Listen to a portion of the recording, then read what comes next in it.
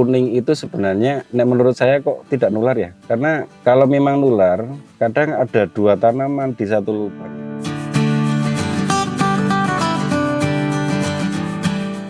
Assalamualaikum warahmatullahi wabarakatuh, sahabat petani semua. Video kali ini akan membahas video yang paling sangat ditunggu, yaitu bagaimana cara mengendalikan virus kuning pada tanaman cabai, terlebih di musim kemarau. Video lengkapnya setelah yang satu ini.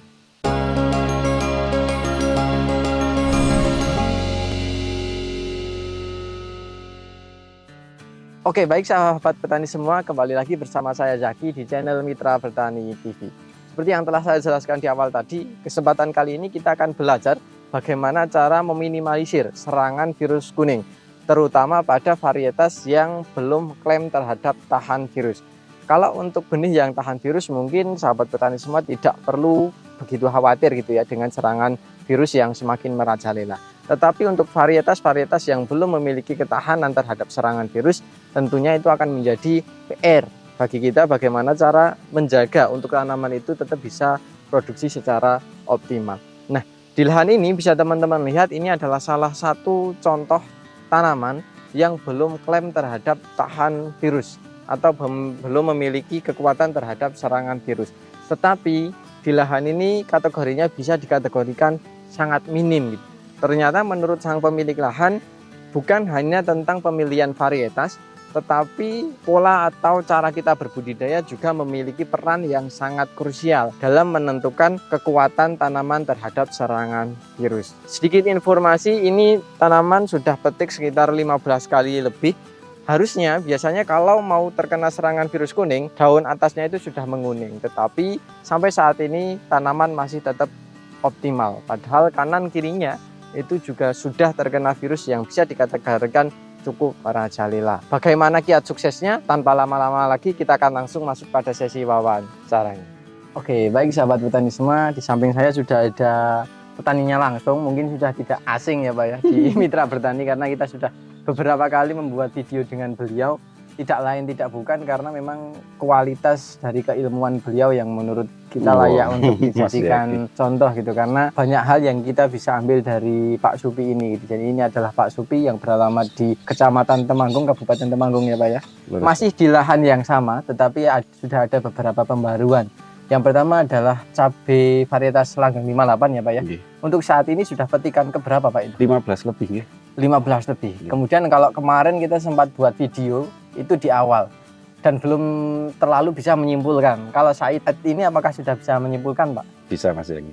Gimana Pak kalau untuk Langgeng 58 itu? Dari awal itu kan sudah disampaikan untuk produksinya ya. Untuk produksinya sepertinya banyak karena memang bunga-bunga yang muncul itu memang banyak. Tapi ternyata setelah saya ikuti ya memang banyak.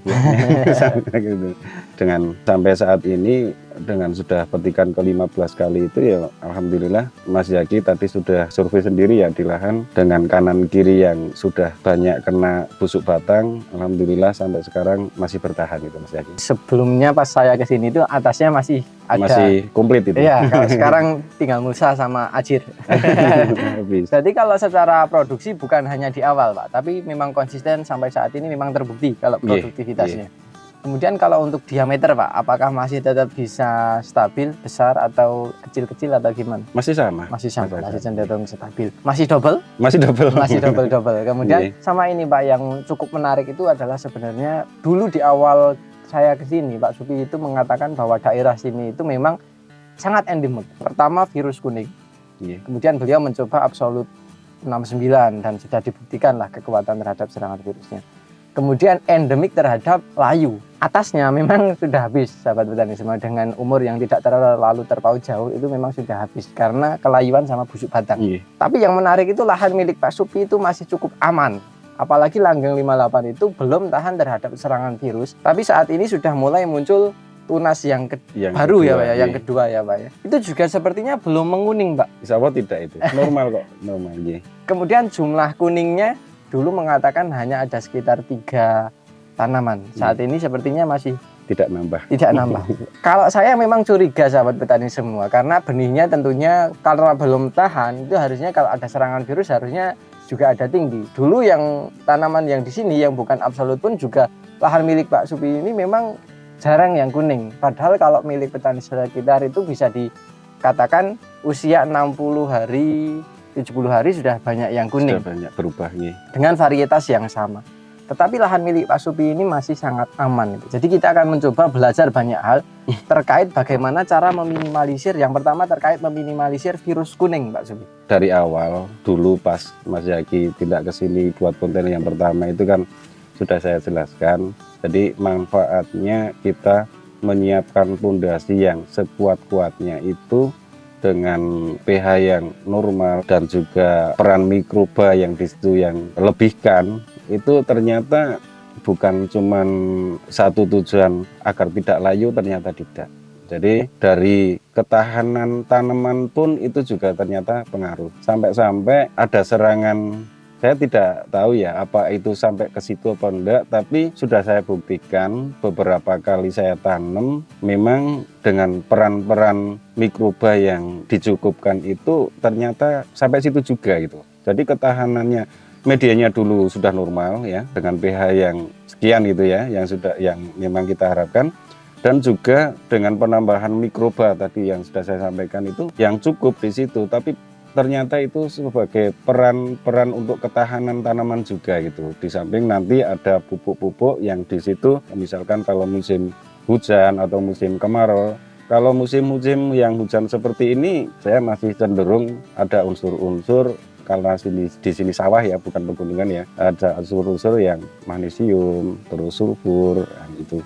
Nanti kan ada pupuk-pupuk yang berperan ke situ juga untuk mendorong. Jadi yang diperkuat itu memang sistem pondasinya ya Pak Supi. Pondasinya, ya. Kemudian untuk sahabat petani semua, kalau ingin tahu pondasinya seperti apa, bisa disaksikan video yang awal kita buat ya, karena di video tersebut itu sudah banyak menjelaskan tentang pembuatan media atau tempat hidup bagi tanaman ketika kita ingin melakukan penanaman. Menurut beliau manfaatnya bukan hanya sekedar kekuatan terhadap serangan penyakit khususnya jamur dan bakteri, tetapi terhadap serangan virus itu juga ada pengaruhnya. Insya Allah ada itu. Kemudian saat ini juga sedang banyak booming tentang penggunaan asam amino, Pak. Apakah menggunakan juga terkait dengan asam amino atau tidak? Ketika menggunakan, apa manfaatnya, Pak? Pendapat-pendapat dari beberapa petani atau mungkin dari petani-petani senior saya, mungkin ada yang banyak menggunakan asam amino itu, ada juga yang malah sama sekali tidak kan gitu. Jadi mungkin prinsipnya para petani-petani senior kita itu ada prinsip-prinsip tersendiri gitu. Jadi menurut saya asam amino itu sebenarnya kan butuh untuk tanaman. Tapi kalau misalkan tanaman itu sudah normal, sudah ada kekebalan sendiri, saya kira kalau misalkan mau ditambah ya sekedarnya saja. Saya ya memang tidak banyak menggunakan asam amino karena sepertinya kok memanjakan tanaman, biar nanti tanaman sendiri yang akan memicu kebutuhannya. Dengan sudah disiapkan seperti itu, ya monggo biar mandiri gitu kata. Jadi intinya itu kembali lagi kita berusaha untuk memahami apa yang tanaman itu berikan itu. Jadi jangan terlalu membajakan, sedikit-sedikit memberi. Bisa jadi malah tanamannya manja, kemudian antibodinya atau daya juangnya itu malah jadi melemah. Otomatis seperti itu. Jadi mungkin itu ya sahabat petani semua. Kemudian tadi disampaikan juga penggunaan magnesium, kemudian sulfur tadi juga digunakan. Itu kalau boleh tahu aplikasinya itu via spray atau gimana, Pak? Di musim-musim hujan seperti ini atau musim-musim pas panas ya, pas virus juga, itu saya aplikasi magnesium dengan sulfur itu saya aplikasikan di bedengan untuk pupuk dasar juga. Pupuk dasar juga. Jadi kita sudah menyiapkan pH yang normal dengan penambahan dolomit yang secukupnya misalkan. Itu kalau pH normal untuk fusarium insya Allah itu minim ya. Tapi itu tidak bisa dianggap itu sudah aman enggak? Karena pH itu termasuk kebutuhan sekunder ya menurut saya ya. Tapi pertahanan tanaman pun harus kita pikirkan juga. Karena yang namanya magnesium dan juga sulfur itu menurut saya yang sudah saya aplikasikan itu bahan-bahan itu tidak termasuk, bukan syarat tumbuhnya jamur dan juga bakteri. Jadi kalau memang tujuan kita agar tidak ada serangan bakteri atau juga jamur pada saat-saat musim hujan tentunya ya, kita sudah mengurangi nitrogen, Nah, nanti untuk hijau daunnya itu kita bisa mengganti dengan magnesium atau juga sulfur. Itu insya Allah tanaman pun dengan ketahanannya insya Allah bisa terjaga dengan itu kandungan-kandungan itu. Mungkin kalau untuk contoh konkretnya Pak, kan itu di dasar ya, kalau untuk Iya. pupuk dasar itu kalau Pak Supri menggunakan apa itu? Kalau dulu ada ZK itu, ZK, iya, ZK itu ya. Tapi sekarang kan jarang itu juga. Tapi sekarang ada lagi itu Kamas. Pupuk Kamas itu kan kandungannya kan kalium, magnesium, sulfur. Dan itu yang sering saya pakai itu. Jadi tadi kalau untuk menghijaukan bisa menggunakan magnesium, kemudian ada sulfurnya. Itu kalau musim penghujan. Iya. Dan tanpa menggunakan nitrogen ya Pak ya? Iya, tanpa menggunakan nitrogen. Kemudian kalau mungkin nanti musim kemarau juga bisa beda lagi gitu ya, beda lagi gitu. Iya. Tapi mungkin pada dasarnya teman-teman bisa lebih belajar, lebih giat lagi manfaat dari magnesium itu apa, kemudian sulfur itu apa, kemudian kapan kalanya kita bisa memberikan nitrogen, kapan kita harus mengurangi gitu. Kalau untuk tanaman yang saat ini Pak, itu usianya mungkin kalau sudah petikan 15 itu berarti sekitar 5 bulanan ya Pak ya? 5 bulan, pas ini. Pas 5 bulan. Itu kalau sekarang kan tunas airnya pada bagian atas itu masih terus tumbuh. Iya. Itu perlakuan yang dilakukan oleh Pak Supri itu apa? Apakah melakukan pemupukan via bawah atau hanya mengandalkan via spray atau gimana Pak? Oh ya, kalau bawah itu saya malah belum menambahkan sama sekali Mas Yuti. Jadi mulai awal itu saja karena lihat kondisi kanan kiri itu kan banyak busuk batang, banyak serangan-serangan jamur di situ, malah bahkan bakteri ya di situ. Jadi saya mending untuk yang bawah jangan dulu lah, karena melihat kondisi tanamannya juga masih mau tumbuh, masih ada tunas, kita penambahan nutrisinya lewat spray aja. Fokusnya di spray berarti Pak ya? Kalau dari bawah masa-masa kali belum ditambahkan lagi? Belum berani Mas. Berarti lebih hati-hati sahabat petani semua, alih-alih ingin menyuburkan bisa jadi malah menyebabkan kematian. Apalagi lahan milik Pak Supri ini juga cukup karena bersinggungan langsung dengan tanaman yang sedikit bermasalah itu. Tapi alhamdulillah milik Pak Supri dengan tanpa pemberian pupuk dari bawah, hanya fokus dari atas. Kalau fokus dari atas itu untuk mencukupi kebutuhan nutrisi, kalau boleh tahu Pak, apa saja yang digunakan? Kalau saya menyampaikan, sepertinya sudah banyak yang menggunakan lah, responnya sudah hafal ya, termasuk juga ada MOR dan ada Kalinet dan sebagainya. Kayaknya sudah hafal lah, nggak usah perlu disampaikan lah itu. Udah paham lah intinya. Petani juga sudah paham Mas Yaki. Kalau untuk mencukupi kebutuhan nutrisi sudah biasa sering kami sampaikan ya sahabat petani semua. Saat ini kita akan lebih fokuskan pada pengendalian terhadap hama dan penyakitnya gitu. Kalau mungkin kalau untuk nutrisi meskipun beliau tidak menyebutkan, tapi sepertinya beliau biasanya menggunakan seperti Morden, kemudian di situ mungkin ada Vitaron, kemudian ada Kalinet, dan silakan teman-teman bisa menggunakan itu. Dan kenapa Pak Supri menggunakan itu? Karena suplai dari bawah itu dirasa cukup kurang gitu, karena belum memberikan pupuk susulan dan lebih difokuskan pada pemberian via spray. Untuk dosis dan apanya biasanya sudah ada di kemasan dan sudah sering kami sampaikan. Untuk kesempatan kali ini kita akan fokuskan pada hama dan penyakitnya. Oke Pak Supri, tadi sudah disampaikan terkait dengan layu baik fusarium ataupun bakteri itu lebih ke arah pondasinya. Kalau contoh konkretnya Pak Supri, misalkan sudah ada yang bergejala, langkah preventif atau supaya tidak terlalu menyebar itu kalau Pak Supri menggunakan apa Pak? Untuk musim-musim hujan seperti ini itu identik sekali dengan bakteri Mas Yaki. Di situ kan ada busuk batang. Kalau di sini kan ladang itu ya. Ladang itu menyerangnya di ranting, kayak seperti ada apa ya, dikena air panas itu. Kena air panas langsung habis kan gitu. Itu salah satunya peran bakteri. Jadi harus itu segera diatasi. Kalau saya ya pakai bakterisida, yang sering saya pakai itu Kopset 77 itu. Cuman pengaplikasian Kopset 77 itu jangan dicampur apapun, hanya dicampur dengan air dengan dosis 16 liter itu kasih 2 sendok aja sudah cukup ya. Pengaplikasiannya kalau nggak pagi ya sore hari, jangan pas panas-panasnya, karena nanti takutnya daun yang bisa terbakar gitu ya. Setelah kita aplikasikan Kopset itu, baru kita aplikasikan fungisida yang biasa kita pakai, monggo mau apa. Itu kalau busuk batang gitu ya. Tadi itu di spray ya Pak ya, cara aplikasinya via spray dan ya. Harus tunggal, tidak usah dicampurkan dengan apapun. Mungkin Kalau tunggal itu berarti nggak harus sering-sering Pak aplikasinya, atau berapa kali itu biasanya sudah ada bedanya atau gimana Pak? Oh iya, jadi gini Mas Zaki, sekalian aja ya. Jadi biasanya itu sebelum ke busuk batang, biasanya mesti ada antrak. Serangan antrak itu biasanya muncul duluan. Kalau sudah ada seperti itu dengan tanda-tanda antrak yang ada campur tangannya bakteri, kalau cuman jamur itu biasanya cuma satu titik. Iya. Jadi satu buah satu titik itu kan biasanya jamur ya. Tapi kalau sudah banyak titik di situ, itu sudah ada peran bakteri di situ. Sebelum kita mengaplikasikan bakterisida tadi, diusahakan ada sistemik dulu yang masuk di situ. Biar nanti pada saat kita mengaplikasikan obat yang kontak, itu dari jaringan sudah ada pertanahan sendiri gitu ya. Misalkan yang sering dipakai mungkin seperti mancozeb, atau mungkin yang sistemiknya bisa tandem, atau mungkin bisa karbendazim. Tapi kalau misalkan kok antrak itu banyak, mending sekalian mancozeb, terus ada tandem itu ya, terus dicampur lagi dengan karbendazim. Itu kalau banyak ya serangannya, tapi kalau cuman sedikit itu cukup 2 itu saja. Mancozeb sama tandem itu dengan bahan aktif yang sudah pada awal, selang 3 hari langsung masuk bakterisida. Kopset 77 itu 2 sendok tanpa dicampur apa-apa karena kalau misalkan dicampur dengan perakat atau pupuk yang lain itu bahkan nanti sampai masuk malah nanti tanamannya yang keracunan. Jadi aplikasi kopset itu kadang banyak yang salah, bukannya sembuh malah memperparah karena memang aplikasinya itu yang kurang pas gitu ya. Jadi tadi setelah selang 3 hari lagi setelah fungisida tadi yang 2 itu, terus kopset 3 hari lagi, terus fungisida lagi. Kalau misalkan kok busuk batang itu sudah berhenti, bisa dicukupkan, kalau misalkan mau sempurna ya sudah kopset lagi masuk, baru fungisida yang selanjutnya itu yang sudah pernah yang biasa dipakai, monggo ya silakan Pak.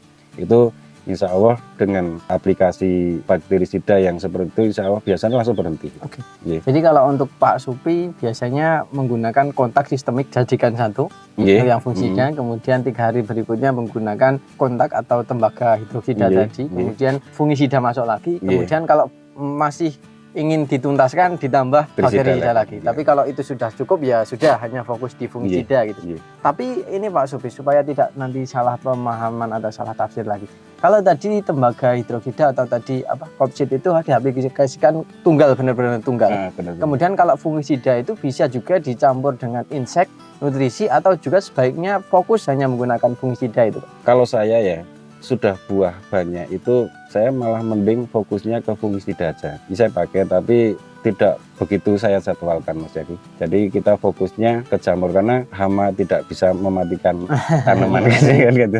Ya, yang paling bahaya beda dengan jamur atau bakteri gitu ya. Kemudian ini mungkin kalau sahabat petani semua kadang bertanya-tanya tentang pengendalian lalat buah gitu ya. Kami ingatkan kembali untuk lalat buah itu juga beda daerah, kadang beda. Bisa jadi kalau di sini serangan lalat buah tinggi atau tidak Pak? Tinggi Mas. Tinggi. Ya. Tapi kalau saya tidak salah melihat itu juga ada yang digantung-gantung itu. Oh iya.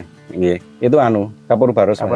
Jadi kenapa saya pasang kapur barus itu? Karena musim hujan, misalkan teman-teman yang biasa dipakai dengan bahan aktif yang bau menyengat ya. Tapi karena musim hujan itu tidak akan bertahan lama. Nantinya tetap akan larut. Atau mungkin sipermetrin yang tidak disukai oleh lalat buah itu pun setiap musim hujan kita disibukkan dengan nyepray untuk menolak lalat buah itu. Tapi kalau saya uji coba di tanaman dulu pernah saya nanam cabai keriting lokal itu yang di sini sangat luar biasa untuk serangan lalat buahnya. Setelah saya kasih kapur barus itu alhamdulillah tidak datang. Tapi kapur barus itu memang saya pasang ada kain ya Mas Yadi di situ karena beda dengan di kantong plastik. Walaupun kantong plastik itu dikasih lubang, tapi kalau di kain beda lagi. Nanti baunya menyengat yang kita bungkus kain itu. Lebih awet baunya. Aromanya lebih kuat.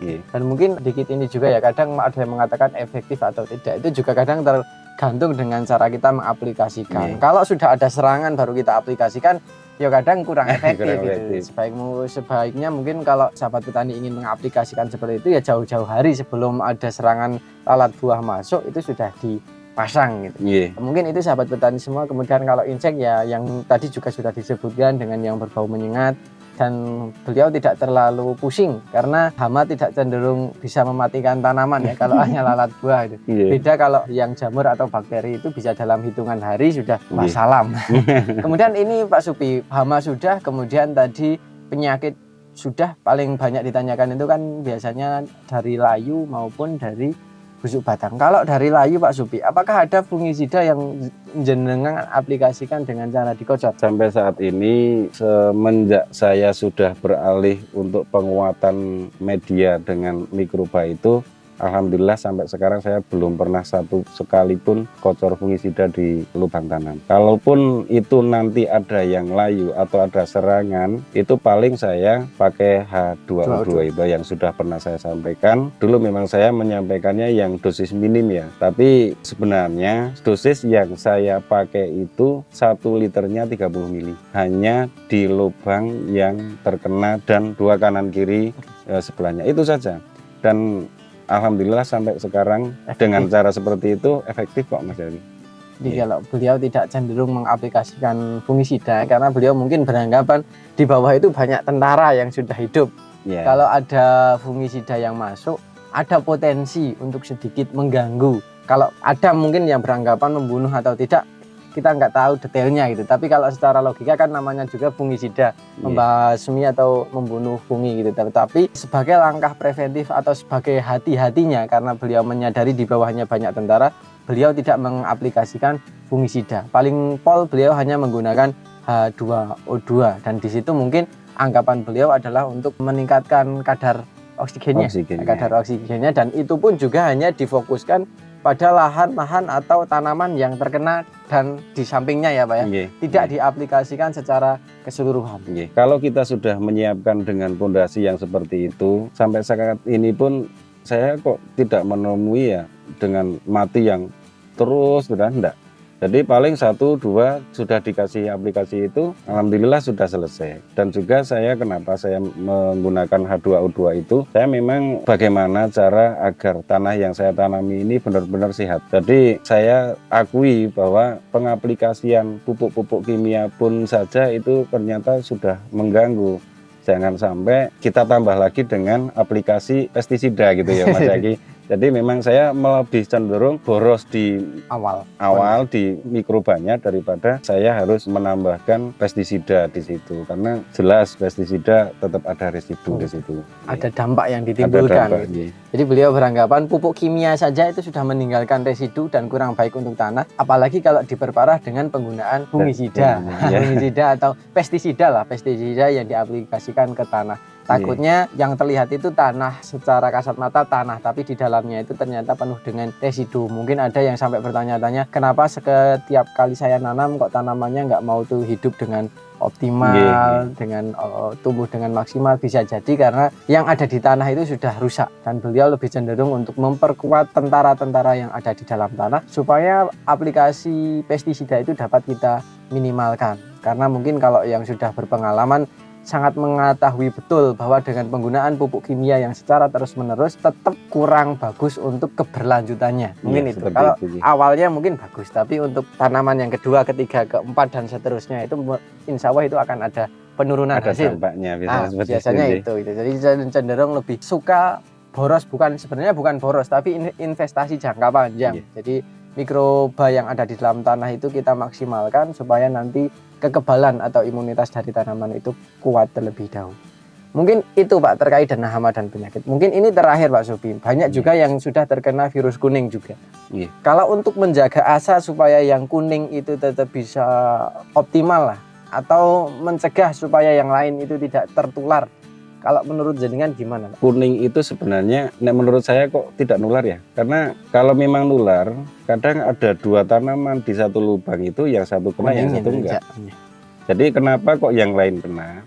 Karena mungkin dengan adanya virus kuning yang masuk itu secara tidak kita sadari tanaman itu sebenarnya sudah drop sendiri, mungkin imunnya itu sudah drop. Jadi kalau imun semakin drop itu seperti saya mungkin agak pilek, ada virus di sini. Mas Zaki kurang begitu fit, saya yakin Mas Zaki bisa jadi kena kan gitu. Lah, tanaman kemungkinan seperti itu. Jadi kalau misalkan sudah ya kanan kiri sudah banyak serangan kuning, kalau kita berani nanam berarti kita harus benar-benar bisa menyiapkan dari mulai bedengan itu sesiap mungkin, sekuat mungkin untuk ketahanan daripada tanaman itu sendiri gitu ya. Kalau misalkan kanan kiri kita sudah banyak yang terserang virus Gemini itu, paling bagus itu kita mencari benih yang benar-benar tahan dengan virus itu kan. Iya. Tapi kalau misalkan kok benih itu tidak pas dengan kita, aku pengen nih nanam sing jenis seperti ini gitu ya. Nah, kalau sudah ada pilihan seperti itu, berarti kita menyiapkan lahan yang benar-benar bisa untuk ketahanan tanaman sendiri kan gitu. Termasuk nitrogen. Nitrogen itu bukan cuman di jamur atau di bakteri saja. Termasuk juga ketahanan tanaman, termasuk juga virus pun juga pengaruh Mas Zaki. Jadi begitu ada serangan kuning, saya malah cenderungnya sekalipun itu kok musim kemarau, saya malah larinya ke magnesium atau sulfur. Itu kocorannya kalau misalkan kita kocor pas musim kemarau. Jadi kita tetap mengurangi masalah nitrogen itu. Jadi nitrogen itu ternyata banyak banget risikonya di situ kan gitu. Setelah kita menyiapkan lahan yang sekuat mungkin, kita lakukan dulu ketahanan bedengan dulu, ketahanan media dulu, kita tanam, terus kita tadi untuk pemupukan itu hati-hati dengan nitrogen. Toh kalau ternyata akhirnya tanaman itu banyak yang kuning juga, ya sudah kita terima. Karena itu memang rezeki, ya kita bersyukur. Yang penting hidup dulu. Kalau benih rawit ya, kalau jenis-jenis cabai rawit itu sebenarnya tetap produktif kok. Cuman yang lebih maksimal lagi kalau kita bisa menambahkan di situ unsur-unsur mikronya yang diperkuat. Itu tetap produksinya tetap tinggi juga. Jadi bisa kita cegah, tapi kalau misalkan kebacut sudah ada, itu tetap jangan langsung putus asa terus langsung dijabuti semua, langsung ganti dengan tanaman baru. Khususnya untuk tanaman cabai rawit memang masih ada asa untuk tetap berbuah gitu ya Pak ya. Tinggal kita memberikan perawatan yang seoptimal mungkin, karena itu juga bagian dari rezeki yang mungkin sering saya menyampaikan bahwa meskipun kuning itu ternyata memang banyak yang tetap berpotensi untuk berbuah. Tadi sudah disampaikan bisa diaplikasikan dengan unsur hara mikro, kemudian mungkin juga unsur makronya juga tetap diberi gitu. Tapi unsur mikro itu sebagai pelengkapnya itu. Jadi kombinasi antara unsur hara makro dan mikro tetap harus diberikan. Mungkin itu untuk pembahasan sepertinya sudah cukup lengkap terkait dengan hama, kemudian penyakit juga sudah kita bahas lengkap dengan pengendaliannya. Kemudian tadi varietasnya juga sudah kita bahas. Mungkin sebelum kita akhiri, mungkin Pak Supi ada saran yang bisa disampaikan untuk sahabat petani semua Pak Supi. Baiklah, untuk sahabat petani semua, jangan lupa untuk tetap semangat bertani ya. Banyak metode-metode yang sudah kita dapatkan dari senior-senior kita. Tidak lain hanyalah sebagai cara kita untuk menunaikan kewajiban kita sebagai petani. Tapi jangan lupa Allah lah yang akan menentukan segalanya. Jadi apapun yang kita dapatkan, jangan lupa kita tetap pinter-pinter bersyukur. Intinya yang kita bisa lakukan adalah untuk terus belajar dan terus tetap ikhtiar. Tapi jangan semata-mata kita meyakini bahwa ketika kita sukses itu adalah hasil dari ikhtiar kita. Ada yang lebih dari itu, yaitu Tuhan yang Maha Esa gitu. Jadi yang menentukan itu adalah Allah, sementara yang kita lakukan itu adalah sebatas ikhtiar atau sebatas usaha untuk mendapatkan itu gitu. Tapi kita berhasil itu bukan karena usaha kita sebenarnya. Bukan karena itu. Bukan itu, karena ada Allah atau ada Tuhan yang mengabulkan atas ikhtiar kita gitu. Jadi mungkin itu sahabat petani semua yang bisa kami sampaikan pada kesempatan kali ini. Sebelum kita akhiri, saya akan mencoba menyimpulkan. Yang pertama, ini adalah lahan milik Pak Supi yang ditanami varietas cabai langgeng 58 yang insya Allah sampai saat ini Pak Supi ini tidak menyesal, bahkan mungkin kecanduan karena saat ini sudah mau menanam lagi gitu. Baru nanam lagi. Saat ini sudah petikan yang ke-15 dengan masih konsisten terhadap buahnya yang double, ruas batangnya pendek, kemudian ukuran buahnya juga lumayan besar, kemudian kulitnya juga lumayan tebal. Kekuatan terhadap serangan virus belum tahan, tetapi di lahan milik Pak Supi ini bisa dikategorikan masih sangat minim, dari hanya sekitar 3 tanaman. Dari dulu itu 3 dan saat ini tidak bertambah dari 3 itu. Nah, beliau bukan hanya terbatas pada varietas, tetapi lebih ke perawatan juga sangat menentukan, yaitu dengan pembentukan sistem pondasi yang kuat dengan penambahan mikroorganisme di dalamnya, kemudian penggunaan pupuk kimia juga sebijak mungkin, jangan terlalu hanya mengandalkan kebiasaan, tapi kita juga perlu berinovasi, kemudian meningkatkan pengetahuan ini yang pas dan ini yang pas, atau ini yang kurang pas. Tadi juga sudah disampaikan, ada di situ ada kalium, kemudian ada magnesium, kemudian ada sulfurnya. Kemudian itu mungkin jarang banyak yang menggunakan itu, tapi ternyata dengan pembuatan sistem imun yang kuat, itu manfaatnya sangat banyak. Kekuatan terhadap serangan hama dan penyakit, khususnya jamur dan bakteri itu meningkat. Kemudian terhadap kekuatan serangan virus itu juga bisa dirasa cukup efektif atau mampu meningkatkan juga. Kemudian dari pertumbuhan juga insya Allah lebih optimal. Kemudian beliau tidak terlalu suka untuk memberikan pupuk atau pestisida pada bagian bawah, karena itu dapat berpotensi meninggalkan residu atau dampak yang kurang baik bagi sistem perakaran atau untuk tanahnya. Mungkin baik tapi hanya untuk sesaat, untuk jangka panjangnya itu kurang baik. Jadi beliau untuk pupuk itu juga lebih condong untuk aplikasi via spray. Untuk pestisida apalagi itu lebih condong untuk spray. Dan apabila sudah ada yang terkena layu, itu beliau menggunakan H2O2 tepat di lubang tanam dan kanan kirinya, tidak diaplikasikan secara keseluruhan, dan hanya menggunakan itu ternyata juga sudah lumayan efektif. Kemudian untuk antraknos busuk batang tadi sudah disampaikan menggunakan kombinasi antara fungisida kontak dan sistemik. 3 hari berikutnya beliau menggunakan tembaga hidroksida, 3 hari berikutnya beliau kembali lagi ke fungisida sistemik dan kontak. Kemudian yang menjadi catatan adalah dengan aplikasi bakterisida lebih condong untuk tunggal. Bahannya sama, tapi kalau cara aplikasinya beda, ya jadi efektivitasnya juga berbeda. Jadi malah bahaya. Tadi sudah disampaikan. Kemudian kalau untuk nutrisi sudah sering disampaikan, beliau menggunakan makro, kemudian mikronya sudah sering disampaikan lah pada intinya. Kemudian kalau untuk tanaman yang terkena virus, kalau cabai yang tahan virus sudah ada. Tapi kalau teman-teman kurang suka dengan buahnya, bisa menggunakan varietas lain. Tapi dengan konsekuensi kita harus berupaya untuk menekan virusnya gitu. Dan jangan khawatir ketika sudah ada yang terkena virus, menurut beliau tidak terlalu menular sebenarnya. Tapi kalau antibodinya itu yang lemah, ada potensi itu ditularkan oleh vektor-vektornya. Tetapi kalau imunnya sudah kuat, insya Allah penularan itu dapat kita minimalisir. Dan ketika sudah ada yang kuning, jangan panik, kita tetap masih bisa mengupayakan untuk tetap berbuah dengan aplikasi unsur mikro. Kemudian tadi juga sudah disampaikan dengan magnesium dan sulfur pada bagian bawah, mikro pada bagian atas dikombinasikan dengan unsur makro, tanaman meskipun kuning insya Allah tetap dapat berbuah. Kemudian untuk insektisida beliau menggunakan yang berbau menyengat.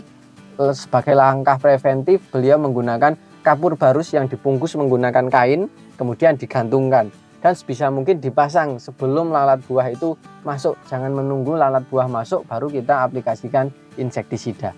Mungkin itu yang bisa kami sampaikan pada kesempatan kali ini. Semoga video ini bermanfaat. Terima kasih Pak Supi yang tak henti-hentinya memberikan pengalaman dan ilmunya yang mungkin menurut kami sangat ditunggu oleh sahabat petani semua. Dan semoga ini bisa menjadi jawaban dan bisa menjadi solusi. Kemudian beliau juga menyampaikan bahwa ini adalah sebatas pengetahuan dan ikhtiar yang beliau lakukan. Masalah hasil kita kembalikan lagi. Nah, ada faktor penentu yang mungkin ya adalah selain ikhtiar kita, tentunya ada yang lebih menentukan dari itu. Mungkin itu yang bisa kami sampaikan. Semoga video ini bermanfaat, dan apabila video ini bermanfaat, jangan lupa klik like, comment, share, dan jangan lupa subscribe untuk tidak ketinggalan info terbaru dari kami. Terima kasih dari saya Zaki, salam mitra bertani Indonesia. Wassalamualaikum warahmatullahi wabarakatuh. Waalaikumsalam. Dan sampai jumpa di video kami selanjutnya.